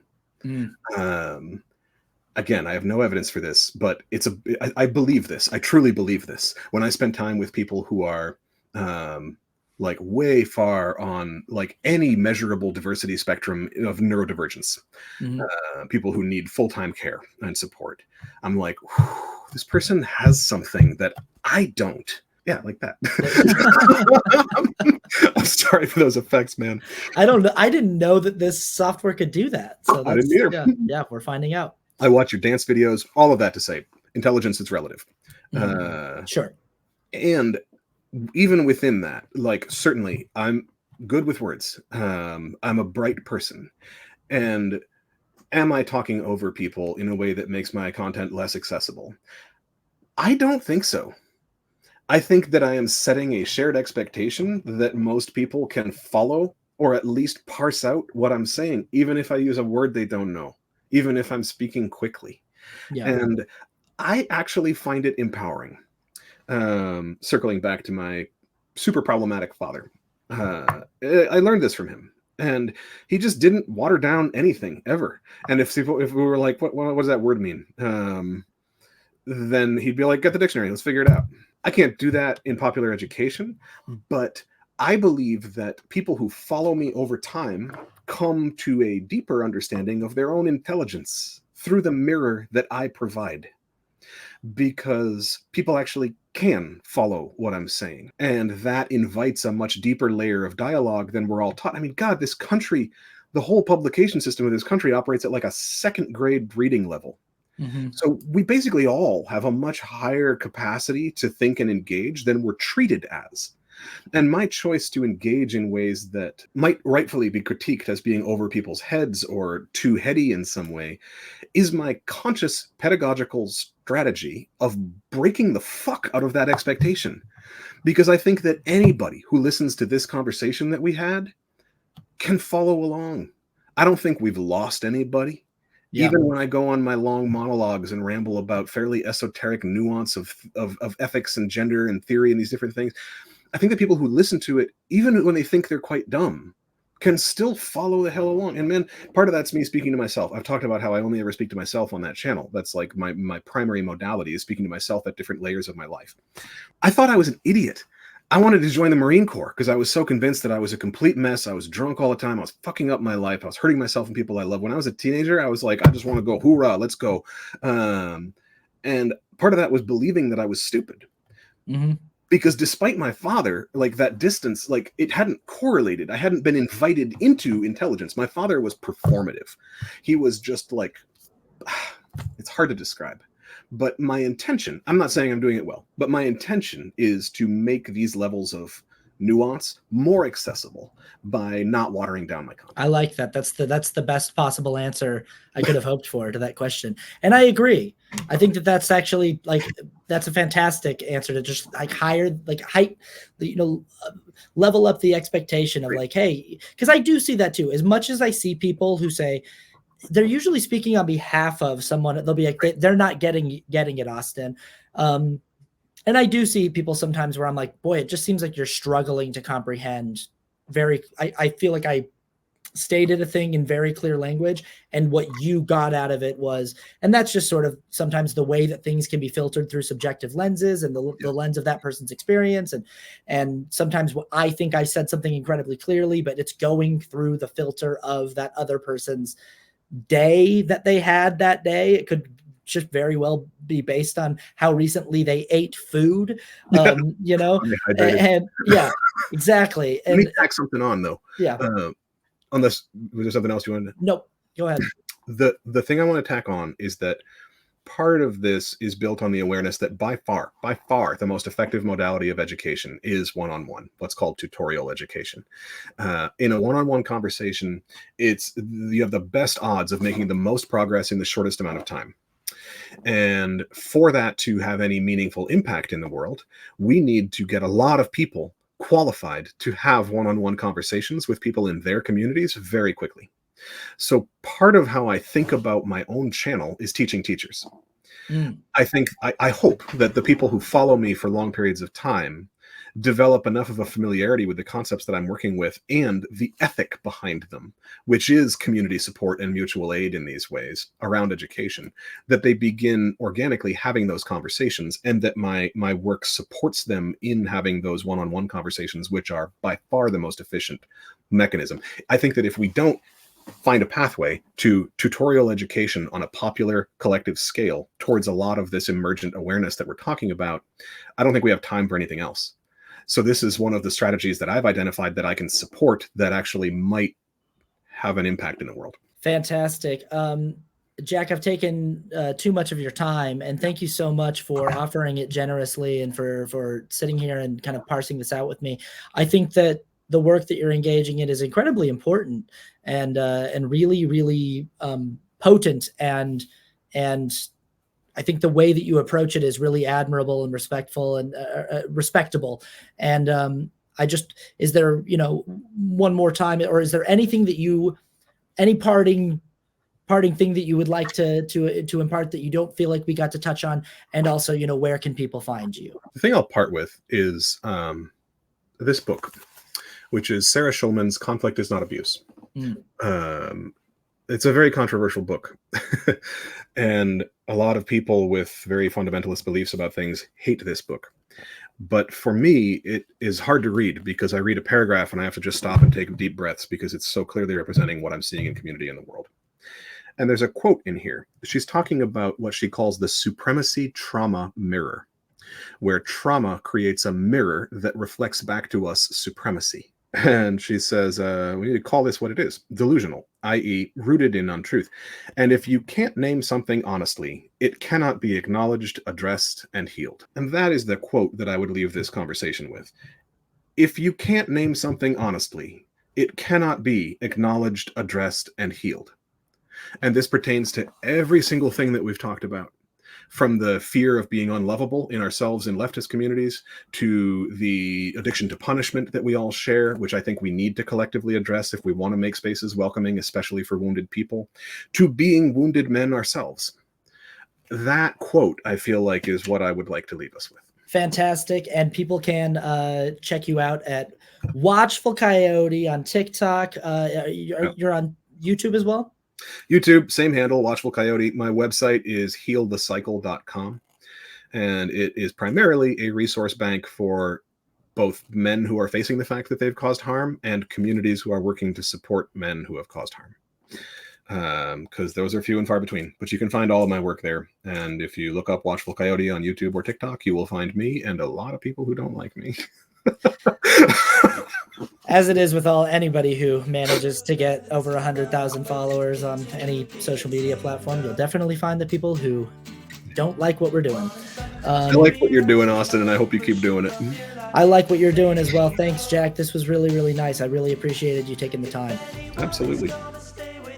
Okay, that was our conversation. Please let me know in the comments your thoughts, your feelings, your concerns, your critiques. Like, share, and subscribe to this channel. I am doing more podcasts now on this channel. There's this podcast that I've been doing for about 5 years, and you can find our backlog on this channel of former live streams from this podcast. But I have a new podcast with my childhood best friend, Kramer England. It's called The Oneer Podcast, and we just break down movies on that channel. It's a lot more lighthearted, a lot more easy to digest, and it's just us breaking down movies that we, new movies, old movies, all kinds of movies. It's a totally different thing, but it lives here on this channel, and I'll be linking the playlist to that new podcast in the description of this video. Go check out the Oneer Podcast if you like listening to in-depth conversations and breakdowns on film and cinema. But yeah, that's my conversation with Jack. I really appreciated the clarity and the candor and the transparency, the willing transparency, the voluntary transparency from Jack is to me very admirable. And again, I think you've got to really ask yourself, like this is a person who is offering you this information about themselves, who is saying, hey, I have done harm, and haven't we all? And I'm sitting here as Austin Archer saying, I've done harm. I've harmed people. I've done things that I know I'm not proud of. I carry shame, and I've been harmed, and I've, been hurt by people, and then transferred that trauma and that harm. It's so deeply human, and I don't know. I think there's a real worthwhile conversation to be had about, like, are we offering safe community and a safe place for people to own that and be accountable and be seen in that and to grow from that? Or is it just are we just locked on the punishment aspect of it? And, does punishment ever actually work?